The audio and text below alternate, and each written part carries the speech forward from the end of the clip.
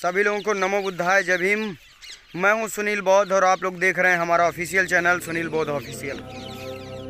तो जैसा कि आप लोग जानते हैं कि इस समय पर यूट्यूब पर बहुत कुछ चल रहा है, लोग बहुत कुछ भरमाने के लिए आते हैं, हमारे समाज को उल्टा सीधा बताने आते हैं।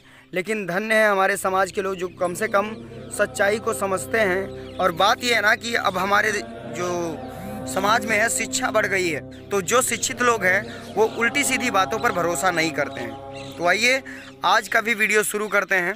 कुछ बातें छूट गई थी उन बातों को लेकर के, क्योंकि वो जानना बहुत ज़रूरी है। लोग यूट्यूब के माध्यम से आते हैं अल्प ज्ञान लेकर के और आप लोगों को उल्टा सीधा बता के चले जाते हैं, और हमारे समाज के जो कम पढ़े लिखे लोग हैं वो उन बातों पर भरोसा कर लेते हैं। तो गुजारिश करना चाहूँगा इस वीडियो को पूरा देखिएगा और ध्यान से देखिएगा। पूरी अच्छे से बखिया उधेड़ने वाले हैं हम, पूरे पाखंडवाद और आडंबर की। गौर से इस वीडियो को देखिएगा, ठीक है। तो आइए शुरू करते हैं।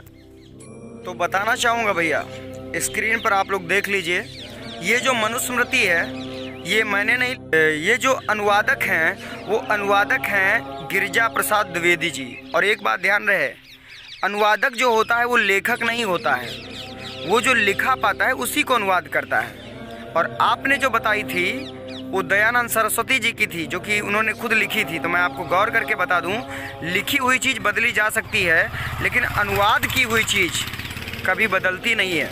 तो ये जो है ये अनुवादक हैं गिरिजा प्रसाद द्विवेदी जी। नवल किशोर विद्यालय गोमती तट लखनऊ से वहाँ से पुस्तक प्रकाशित हुई है।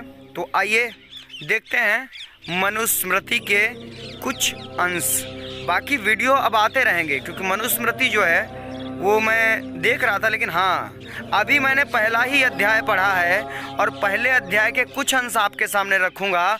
आप लोग खुद समझ जाएंगे कि ये जो मनुस्मृति इस समय पर आ रही है वो मनुस्मृति बदली हुई मनुस्मृति है। लेकिन जो मैं मनुस्मृति दिखा रहा हूँ ये बदली हुई मनुस्मृति नहीं है, क्योंकि ये अनुवाद की हुई मनुस्मृति है।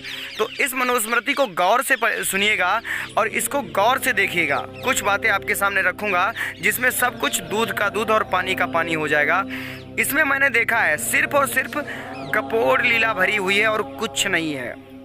कोई धर्मशास्त्र वास्त्र नहीं है, सिर्फ एक वर्ण को सर्वश्रेष्ठ दिखाया गया है और सभी की तुलना तुच्छ मनुष्यों से की गई है। ये इसमें देखिएगा, गौर करिएगा। तो जो लोग बताते थे ना कि शूद्र किसे कहते हैं, तो शूद्र की भी इसमें परिभाषा मिलेगी। लेकिन उससे पहले एक शब्द आया था उपनयन संस्कार, जिसका कुछ लोग अर्थ उल्टा निकाल लेते हैं। उपनयन संस्कार का अर्थ बताते हैं जो कम पढ़े लिखे लोग होते हैं, जिनको ज्ञान नहीं होता है और खुद को शास्त्री बोलते हैं। उपनयन संस्कार का अर्थ बताते हैं वो लोग शिक्षा दिलाने के संस्कार को उपनयन संस्कार बोलते हैं। पर मैं उनको बताना चाहूँगा सर, शिक्षा के संस्कार को नहीं कहते उपनयन संस्कार, यज्ञोपवीत संस्कार होता है। यज्ञोपवीत संस्कार जिसको बोलते हैं जनेऊ संस्कार, उसको बोलते हैं उपनयन संस्कार। और हाँ, आपने बात क्या बोली कि उपनयन संस्कार जिसका नहीं होता है वो शूद्र, जब तक उपनयन संस्कार नहीं होता तब तक शूद्र होता है। तो आपका उपनयन संस्कार हुआ है? नहीं हुआ होगा। बात यह है कि उपनयन संस्कार सिर्फ और सिर्फ ब्राह्मण, क्षत्रिय और वैश्य को ही अधिकार है। बात समझ में आई? और किसी को उपनयन संस्कार का अधिकार नहीं है, और खास करके हिंदुओं में होता है। और यहाँ तक कि विद्वान तो यहाँ तक कहते हैं कि जिसका उपनयन संस्कार नहीं होता वो हिंदू ही नहीं होता है। लेकिन हम इस बात को तो नहीं उठाएंगे, लेकिन इस बात को जरूर उठाएंगे कि उपनयन संस्कार यानी जनेऊ संस्कार, शिक्षा का संस्कार नहीं, जनेऊ संस्कार जिसका नहीं होता है वो शूद्र होता है। और उपनयन संस्कार का मतलब जनेऊ संस्कार ही होता है। उपनयन संस्कार में व्यक्ति को जनेऊ पहनाया जाता है। बात समझ में आई? नहीं आई? आइए स्क्रीनशॉट देखते हैं, ये पढ़ लीजिए। देख लिया? तो इसी प्रकार से आप समाज को भरमाने की कोशिश ना करें। और हाँ, आपका एक ऑडियो वायरल हुआ है, उसमें आप खुद गिड़गिड़ा रहे हैं, कह रहे हैं कि हमको ऐसी जानकारी तो नहीं है, इतनी जानकारी नहीं है, तो भैया अल्प ज्ञान लेकर के YouTube पर क्यों आ जाते हैं अपना चेहरा दिखाने के लिए? कम से कम ज्ञान पूरा लेकर के आइए, जो कोई अगर पूछता है तो उसका उत्तर तो दे सकें आप खुद बोल रहे हैं हमारे पास अल्प ज्ञान है, मैं इतनी जानकारी नहीं रखता हूँ। तो जब इतनी जानकारी नहीं रखते हैं तो प्रश्न करने से पहले उसका उत्तर भी समझ लीजिए कि कोई भी यहाँ पर आकर के जब मैंने प्रश्न किया है तो मुझसे प्रश्न पूछ सकता है, सिंपल सी बात है। तो प्रश्न करने से पहले उसका उत्तर जानना बहुत ज़रूरी होता है। बात समझ में आई? तो आइए इनकी वही ऑडियो सुनते हैं, आप खुद ही सुन लीजिए इनकी वो ऑडियो कि उस ऑडियो में इन्होंने कहा क्या है। एक ही या फिर अलग अलग है? ज्यादा को तो हमें पता नहीं, हमने तो एक सतीश बौद्ध ने कहा था मनुस्मृति पागलों का ग्रंथ है।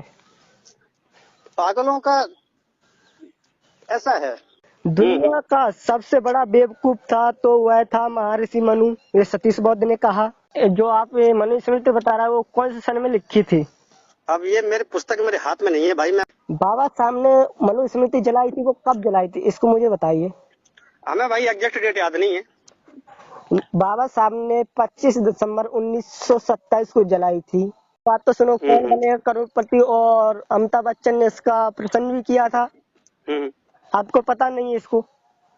नहीं, हम नहीं पता। हर इंसान हमें ये टीवी हर चीज की जानकारी हर किसी को होना ये जरूरी नहीं है भाई।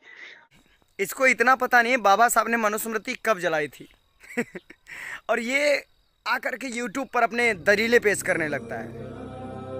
अरे जितने भी शास्त्री लोग हैं समझो इनकी बातें, ये पूरे शास्त्री मंडल को भी भ्रमित कर रहे हैं और पूरे देश को भी भ्रमित कर रहे हैं। जिनको इतना ज्ञान नहीं है कि बाबा साहब ने मनुस्मृति कब जलाई थी, वो क्या दूसरों को समझाएगा? क्या दूसरों को ज्ञान देगा? क्या दूसरों का मार्गदर्शन करेगा? और सुनिए। नहीं, अभी की बात और ये आपको नहीं पता? तो नहीं, मैं ये था ना जा रहा है देवी देवताओं को गाली दे रहे हैं, तो ये तो मैं संज्ञान मैंने लिया। तो मतलब देवी देवता को गाली दी जा रही है तो देवी देवता के वो सुलझाएंगे, मगर आप बीच में क्यों भाग ले? डॉक्टर अम्बेडकर जी ने मनुस्मृति जलाई, क्यों जलाई? उन्होंने ये सच्चाई समाज को क्यों नहीं बताई कि शूद्र किसे कहते हैं? क्योंकि शूद्रों का श्लोक हो सकता है शायद उनकी नजर में ये श्लोक ना आया हो, ऐसा भी हो सकता है। उन्होंने बताई नहीं तो मनुस्मृति कैसे जलाई, है ना? तो ये तो वही जाने उन्होंने जलाई है, जो देख रहे होंगे उन्होंने जब उन्होंने जलाई है तो वो जाने, जिसने जलवाई है वो जाने। उस समय हम तो पैदा नहीं हुए थे ना भाई। अच्छा, उसके कारण हमें पता नहीं, क्योंकि अम्बेडकर जी को जितना अच्छे से आपने पढ़ा उतना अच्छे से हमने नहीं पढ़ा है। हम तो नॉर्मली जैसे बाकी महापुरुषों को पढ़ते हैं, ऊपरी जानकारी मैंने ली है। और जरूरत पड़ेगी तो हम डीपली जानकारी भी लेंगे। बोल रहा है कि डॉक्टर अंबेडकर ने मनुस्मृति जलाई, क्यों जलाई, ये बात समाज से क्यों छुपाई? अरे भैया वो जग जाहिर बात है, छुपाई हुई नहीं बात है। बात समझ में आई? वो छुपाई हुई बात नहीं, जग जाहिर बात है, उसको दुनिया जानती है। और 25 दिसंबर 1927 को जितने भी बहुजन समाज के लोग हैं, SC ST OBC के लोग और अम्बेडकराइज्ड लोग हैं, वो उस दिन को बहुत धूमधाम से मनाते हैं। पता है आपको? वो मुक्ति दिवस बोला जाता है। बात समझ में आई? वो दिन मुक्ति दिवस बोला जाता है। आपको समझ में कहाँ से? आप तो बता रहे क्यों छुपाई हैं? छुपाई नहीं। और क्यों जलाई? ये पुस्तकें लिखी हुई हैं और ये मनुस्मृति क्यों जलाई गई, ये पुस्तक हमारे पास भी उपलब्ध है। भदंत आनंद कौशल्यान की पुस्तक है। इस पुस्तक को देख लीजिए, स्क्रीन पर है। ये पुस्तक क्यों जलाई गई, आप इस पुस्तक को लाइएगा और पढ़ लीजिएगा, सब कुछ जानकारी में आ जाएगा ये मनुस्मृति क्यों जलाई गई। दूसरी बात, शूद्र कौन है, शूद्र कौन थे, ये बातें क्यों छुपाई गई? छुपाई नहीं है भैया, बाबा साहब ने ये शूद्र कौन थे, शूद्रों की खोज, ये पुस्तकें ही लिख डाली। ये पुस्तकें लिख डाली, जब आप पढ़ोगे सर्च करोगे तब न मिलेंगी, हैं? इसीलिए कहते हैं। और हाँ, एक बात बताइए, देवी देवताओं को गाली कौन दे रहा है? हैं? भाई तर्क में फंसना गाली देना नहीं होता हैं? अब तर्क में जवाब दीजिए। गाली नहीं दे रहा है कोई, हम गाली दे रहे हैं का? कोई भी गाली नहीं दे रहा है, और जो गाली दे रहा है वो गलत इंसान है। भाई सीधी बात है, इंसान गाली देने से उसके संस्कार पता चलते हैं। और गाली देने की बात करते हैं, हम आपको दिखाते हैं गाली कौन देते हैं। दिखाएं आपको गाली कौन देते हैं? चलिए आपको दिखाते हैं ये देखिए स्क्रीन, क्या लिखा है पढ़ लीजिएगा। ये कमेंट है, दूसरी कमेंट देखिए, और ये मेरी कमेंट पे नहीं है। आप सोचिएगा ये महिलाओं का कितना सम्मान करते हैं। मेरी वीडियो पे नहीं है कमेंट, रजनी बौद्ध की वीडियो पे कमेंट है, और जिसमें उन्होंने गलत बात नहीं बोली, सिर्फ उन्होंने यानी ललई सिंह यादव की कहानी सुनाई थी, स्टोरी सुनाई थी, वो भी 20 में, वही 16, 17, 18 मिनट का वीडियो है। उस वीडियो पे इन्होंने कमेंट किया है। अब आप सोचिएगा कि ऐसे लोग जो गाली देने वाले लोग होते हैं, ये हमारे लोग होते हैं, आपके लोग होते हैं, खैर वो छोड़ दीजिए। ये लोग समाज को क्या बताते होंगे? खुद को शास्त्री लिखते हैं, समाज को क्या जागरूक करते होंगे और समाज को क्या ज्ञान देते होंगे? क्या समाज को ये अच्छी बात बता पाते होंगे? क्योंकि जब YouTube के ऊपर आकर के सोशल मीडिया पर इतना उल्टा सीधा बोलते हैं, क्या समाज को अच्छी बातें बता पाते होंगे? हैं? जिंदगी में नहीं बता पाते होंगे।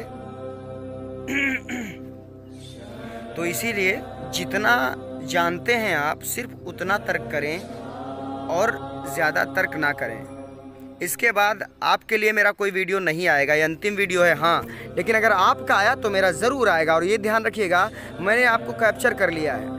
YouTube का जवाब YouTube से होगा, वो भी खड़े शब्दों में होगा, वो भी तार्किक शब्दों पे होगा। आपका हर एक सवाल, मेरा हर एक जवाब, लेकिन फिर मेरा भी सवाल आप दीजिएगा जवाब। बात समझ में आई? और आप जवाब क्या देंगे? जो ऑडियो क्लिप है ना, जो भाई बात कर रहा है, वो उम्र में बहुत छोटा लग रहा है, उसकी आवाज़ से पता लग कर लीजिएगा, उम्र में बहुत छोटा लग रहा है। आप उससे भिड़ गए और उसका जवाब नहीं दे पा रहे हैं, सोचिए कि हम क्या करेंगे। बात समझ में आई? हाँ, तो रही बात, ये जो कुछ ज्ञान की बातें हैं ना, ये आप अपनी जेब में डाल लीजिए, और प्लीज़ आगे से ऐसी बातें मत करिएगा जिससे समाज भ्रमित होता है, ठीक है? आइए दोस्तों, इनका वो वाला श्लोक की बात करते हैं। कौन सा श्लोक? इन्होंने जो शूद्रों के लिए बताया था कि शूद्रों की परिभाषा इन्होंने की थी कि शूद्र वो होते हैं जो दूसरे पर आश्रित होते हैं, लेकिन ये नहीं है। शूद्रों की परिभाषा ये है कि शूद्रों को दूसरे पर आश्रित रहना ही पड़ता है। बात समझ में आई? मनुस्मृति की लेखनी है ये। आइए देखिए क्या लिखा हुआ है। और मनुस्मृति वही है गिरिजा प्रसाद द्विवेदी वाली, जिन्होंने अनुवाद किया हुआ है। इन्होंने लिखा नहीं है, इन्होंने अनुवाद किया है। बात समझ में आई? हाँ, इन्होंने अनुवाद किया है। तो देखिए मनुस्मृति, एकमेव तु शूद्रस्य प्रभुः कर्म समादित एषामेव वर्णानां शुश्रूषा मनसूयया। दोस्तों, ये 91 नंबर का जो श्लोक है, इसको गौर से पढ़िएगा। इसका अर्थ क्या है ये मैं बताता हूँ। इसका मतलब साफ शब्दों में यही होता है, नीचे देख लीजिएगा, नीचे वाली लाइन दी हुई है, परमात्मा ने शूद्रों का एक ही काम बतलाया है, ब्राह्मण क्षत्रिय वैश्य की भक्ति से सेवा करना। परमात्मा ने, गौर करिएगा, परमात्मा ने एक ही काम बतलाया है शूद्रों का, ब्राह्मण क्षत्रिय वैश्य की भक्ति से सेवा करना। अब आप समझ सकते हैं, जो साहब ने बताया था वो अर्थ नहीं है कि दूसरों पर जो आश्रित रहते हैं वही शूद्र कहलाते हैं। ये सत्य है। बात समझ में आई? इसीलिए आप सभी लोगों से, यानी जो समाज के लोग हैं, ऐसे लोगों से बचें। YouTube चलाएं, YouTube में देखें और परखें इंसान किस हद तक झूठ बोल सकता है और इंसान किस हद तक भ्रमित कर सकता है, समाज को गपोड़ लीलाएं बता सकता है, गपोड़ लीलाओं में फंसा करके इंसान को अंधभक्त बना सकता है। समझिएगा, विचार करिएगा। तो ऐसे लोगों से बचें, यही मेरी कामना है। तथागत बुद्ध से कामना करेंगे आप सभी लोगों का जय मंगल होता रहे। बहुत बहुत साधुवाद। तो अगर अभी तक आप लोगों ने हमारे चैनल को सब्सक्राइब नहीं किया है तो प्लीज़ लाल वाले बटन को दबा करके चैनल को सब्सक्राइब कर लीजिए और बेल आइकन को दबा दीजिए, जिससे हम जो भी वीडियो बनाएंगे सबसे पहले आपको मिल जाएगा। मिलते हैं अगले वीडियो में, तब तक के लिए